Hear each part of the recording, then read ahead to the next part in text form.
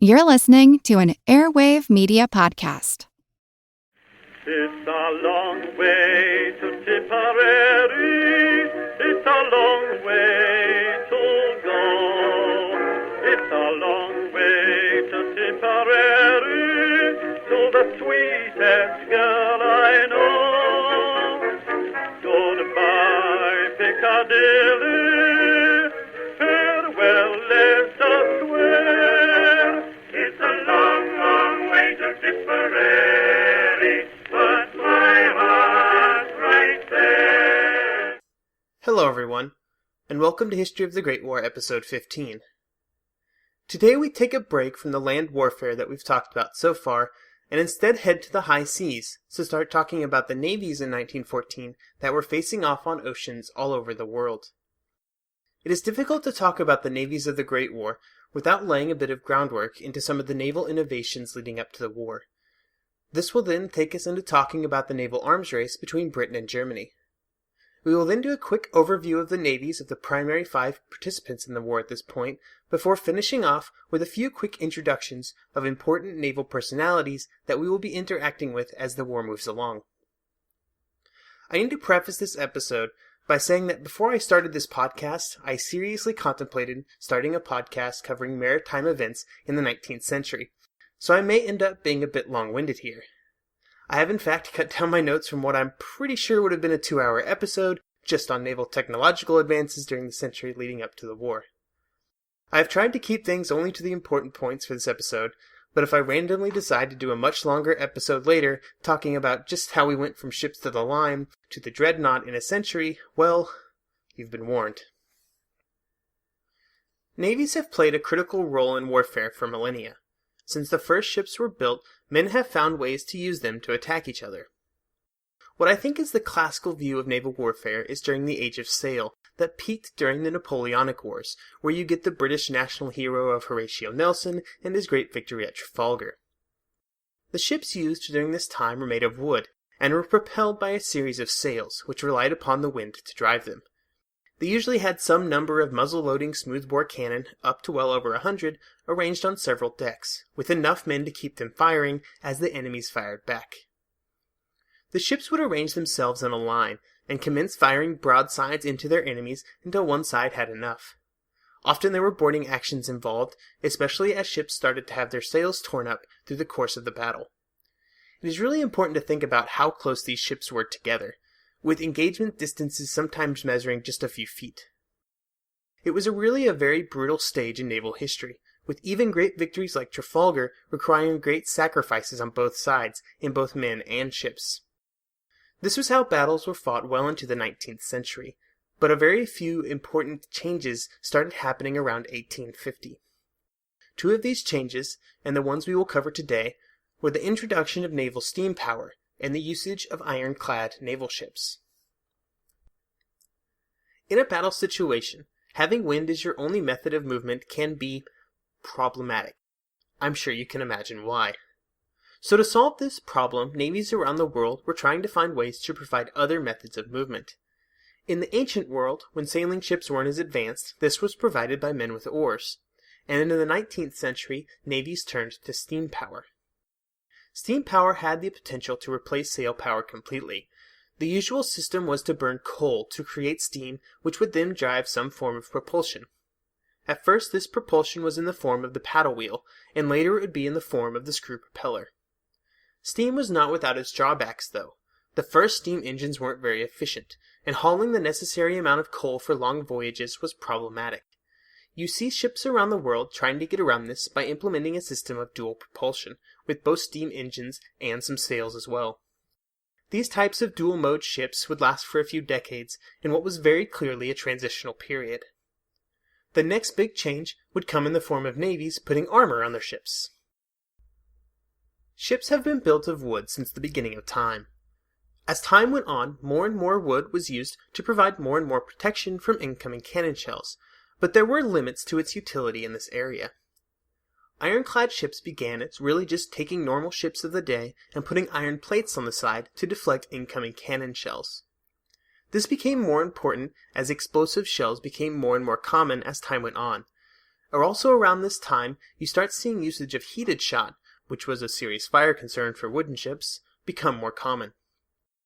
A good example of both the utility of ironclads and just how radically naval warfare was changing was the meeting of the CSS Virginia and the USS Monitor off Hampton Roads, Virginia during the American Civil War. I had the privilege of visiting the Maritime Museum in Hampton Roads earlier this year, where the original turret of the Monitor is on display, and I highly recommend it if anybody finds themselves in the area.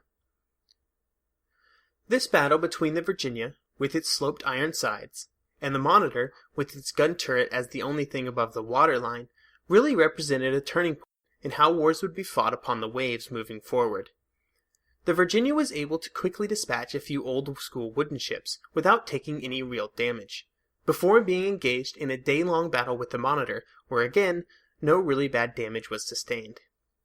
It is one of those classic moments in history that we will see again in 1914, where defensive technologies had taken a big jump, without a similar jump in offensive technologies. The naval cannons at the time could just do nothing against these new ironclads.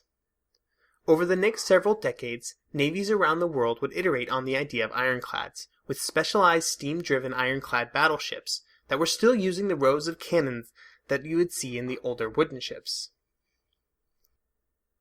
The next big step came with the introduction of what would be called, retroactively, pre-dreadnought battleships. These involved a few different innovations that really set them apart from their predecessors. These new ships featured almost exclusively steel armor, instead of a mix of wrought iron and steel that had been prominent on previous ships. These ships also featured guns up to 12 inches in diameter. Advancements in metallurgy and casting allowed these guns to be larger and lighter than what had come before. These guns were also breech-loading, which greatly increased their fire rate. They were often put into turrets, which allowed them far wider areas of fire. Battleships would often have 4 12-inch guns, with 2 mounted fore and 2 aft.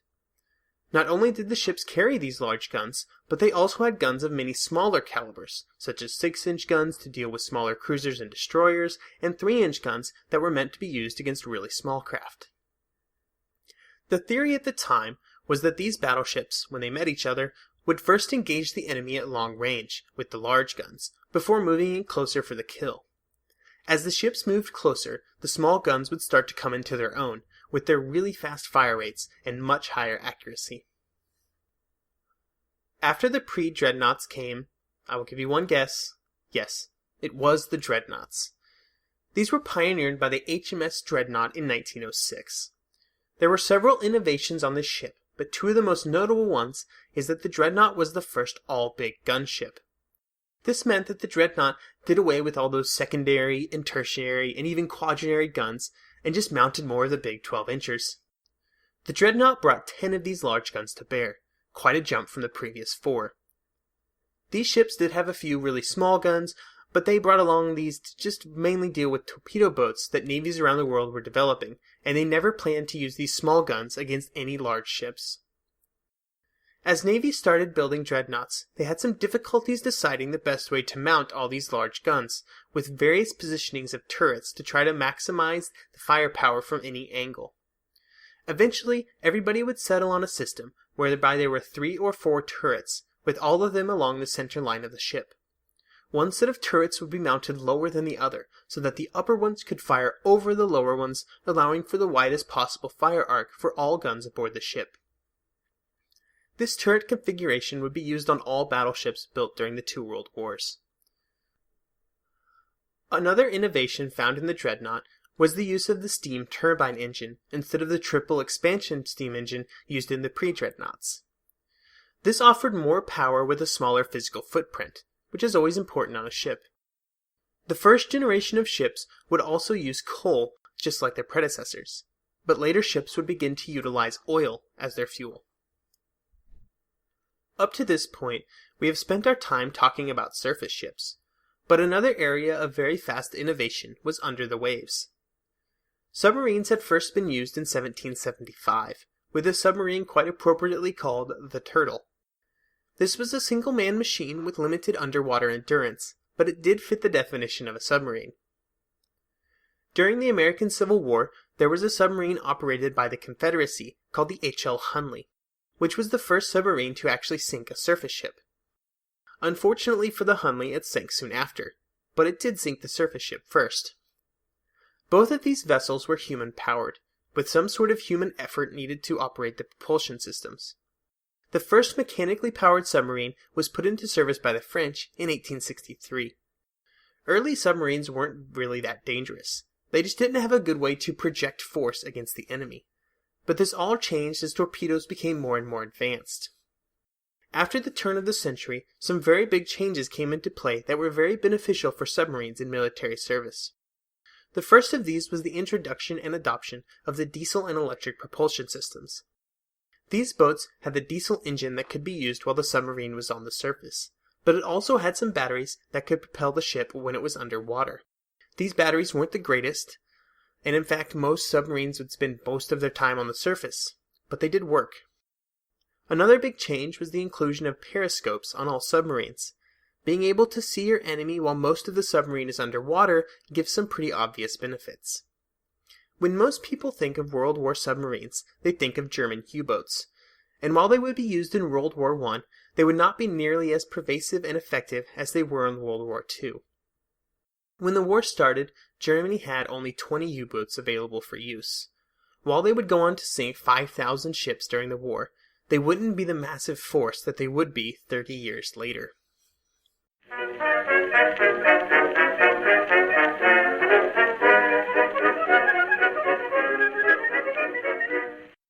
The one truth about human history is that change is inevitable.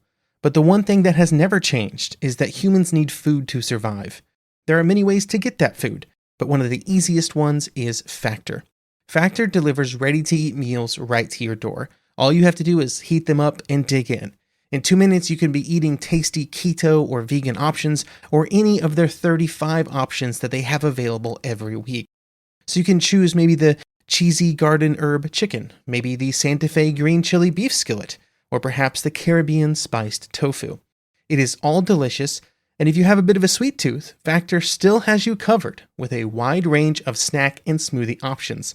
Chocolate mocha cheesecake, snickerdoodle macaroons. Any of that sound good? And don't worry, even the tasty stuff is dietitian approved. Head over to factormeals.com/GW50 and use code GW50 to get 50% off. That's code GW50 at factormeals.com/GW50 to get 50% off.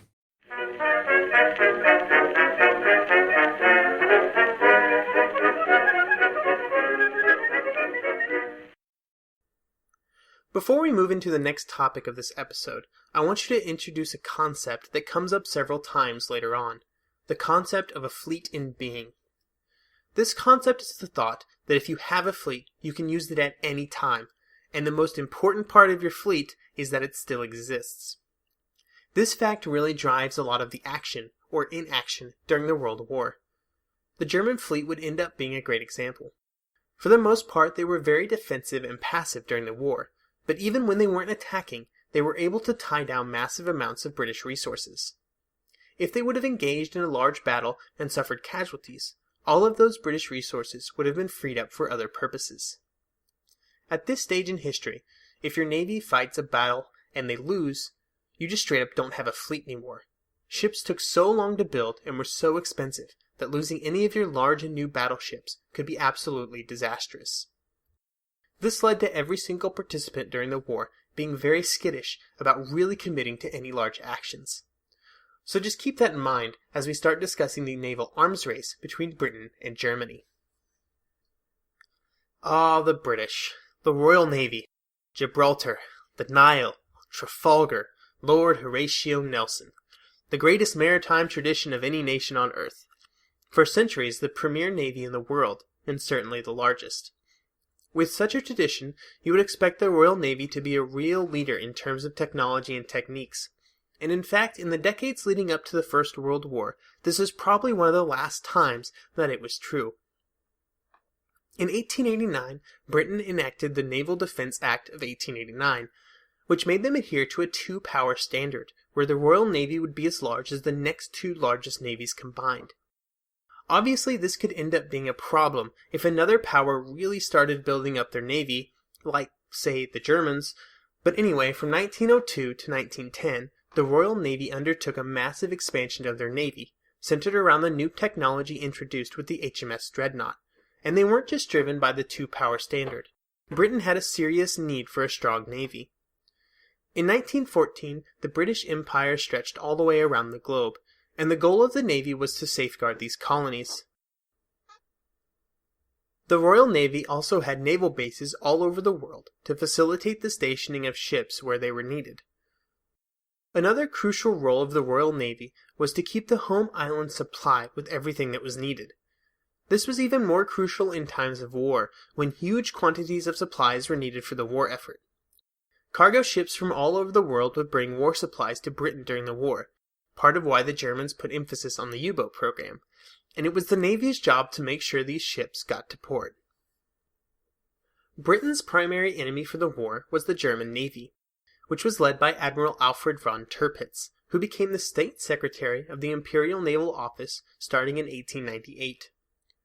He believed strongly that Germany needed to drastically expand their navy, and viewed Britain as the primary threat to Germany at a time when most German leaders looked to France or Russia as their primary enemies. Tirpitz wanted to get Germany to a 2-to-3 ratio with the British fleet, which he believed that if Germany could get to this 2-to-3 ratio, it would be enough to be a serious threat to Britain. He also believed that Britain would take an offensive stance against Germany in the event of war, which would allow Germany's focus on U-boats and mines to really be used to the fullest. Tirpitz began the expansion of the German Navy in 1898, which authorized the creation of 19 battleships, which set into motion the naval arms race between Germany and Britain that would take us all the way to the First World War. Britain wanted to maintain their superiority on the seas, bigger than the next two largest navies, but Germany's expansion plans made this a problem. At the beginning, British leaders weren't that concerned. Just another country building a larger navy, whatever. When the information got to the public, however, that British naval dominance could be at risk, there was a public outcry. In 1904, the Navy began changing how things were done, with the retirement of a huge number of obsolete vessels to cut cost to allow for more new construction. They also began consolidating the Navy closer to the home islands and not positioning as much strength around the world. All of these changes caused problems for Germany that counted on the dispersion of the British strength to let them maintain at least a local superiority. After the defeat of the Russian Navy, seen as the primary threat to Britain at the time, during the Russo-Japanese War, Britain really began focusing in on Germany as their new enemy. Admiral Fisher, the leader of the Royal Navy, is quoted as saying, "Our only probable enemy is Germany. Germany keeps her whole fleet always concentrated within a few hours of England. We must therefore keep a fleet twice as powerful, concentrated within a few hours of Germany." In 1905, with the creation of the Dreadnought, the Royal Navy took a big jump up over the rival Germans, which resulted in Tirpitz asking for funding to make more and bigger battleships in the Dreadnought style. This continued until 1912, when Germany simply could not sustain further naval growth. This meant that Britain would still have the larger navy. This naval race in the decade leading up to the war has always been seen as one of the causes of the First World War. This could have been because the leaders of both countries feared the strength of the other, which led to more and more funding being pumped into the Navy. But I prefer Christopher Clark's view on the subject in his book The Sleepwalkers, How Europe Went to War in 1914. He says that the public outcry in both countries that was used as the catalyst for more naval funding was in fact manufactured by savvy naval leaders who just wanted to justify more and more funding for their branches of the military. Maybe neither side saw each other as a huge threat, but instead just had to convince the governments that the other side was a threat so that they could maybe get a few more dollars every year to spend on ships. So what did all of this expansion result in? Well, in 1914, the British had 18 dreadnoughts and 28 pre-dreadnought battleships. This was accompanied by a very large number of cruisers and destroyers, but not all of these were in the home fleet and were instead spread around the globe. The Grand Fleet, which was in the home waters, had a total of around 35 to 40 battleships and battlecruisers, with of course many smaller craft surrounding them. When the war started, the Grand Fleet was put together and moved to Scapa Flow in the Orkney Islands, under the command of Sir John Jellicoe. Winston Churchill would go on to describe Jellicoe as the only man on either side who could lose the war in an afternoon. He was of course referencing the crushing blow that it would have been to the British to lose a substantial amount of the Royal Navy. Obviously, Jellicoe was under no pressure during his time as Admiral of the British fleet. No pressure at all.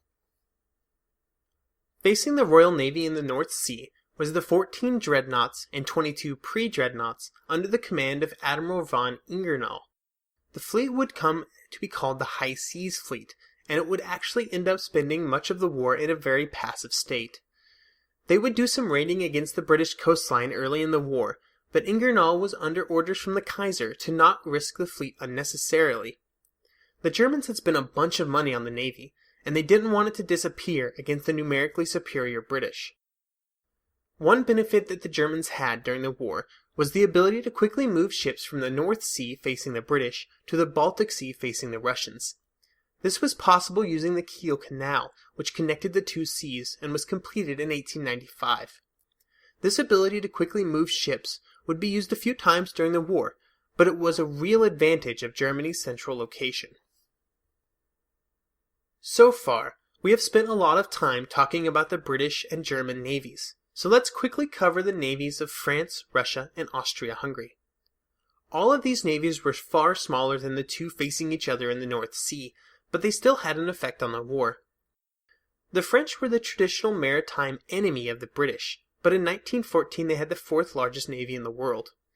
They did not even attempt to keep up with Britain and Germany in numbers or technology. They had a large percentage of pre-dreadnought ships, with only 4 dreadnoughts compared to 17 pre-dreadnoughts. As their friendship with Britain grew before the war, more and more responsibility for defense of the north coast of France passed over to the Royal Navy. By 1914, France was putting a lot of faith in Britain entering the war, if only to protect their north coast from the German Navy. France chose the Mediterranean as the primary theater of operations during the war, and in fact almost all of their naval actions occurred within the bounds of the Mediterranean Sea. The third member of the Entente was Russia, and before the Russo-Japanese War, they had the third largest navy in the world. The war was a disaster for them though, and by the end of the war they were down to 6th largest. After the war they instituted a massive rebuilding program that did bring their numbers closer to the rest of the great powers, but they were still far below. The Russians had a unique strategic problem, with the need to have ships in the Baltic, the Black Sea, and the Pacific. These areas didn't have great connections between them, which made shifting ships around the world difficult, especially in the winter, when the northern route from the Baltic to the Pacific was frozen solid. The one area where the Russians would have a definitive advantage would be in the Black Sea against the Ottomans. The final great power in the war was Austria-Hungary, and they had a small navy of 3 dreadnoughts and 6 pre-dreadnoughts. They would spend most of the war in port, again with this whole fleet in being concept. They did do some quick offensive actions early in their war, but after the entry of Italy into the war, they were pretty much bottled up for the duration of the conflict. When I first started this episode, I planned to talk a bit about some of the influential naval personalities we will meet during the war. However, since we are now a bit over 20 minutes, I think I will hold that until next week, so I think this is a good place to stop. Next week, we will continue our high seas hijinks by starting to look at what all these ships were up to in 1914. It would not be the most eventful year for the navies, but they still played a part during the opening phases of the war. Goodbye, Piccadilly, farewell, Leicester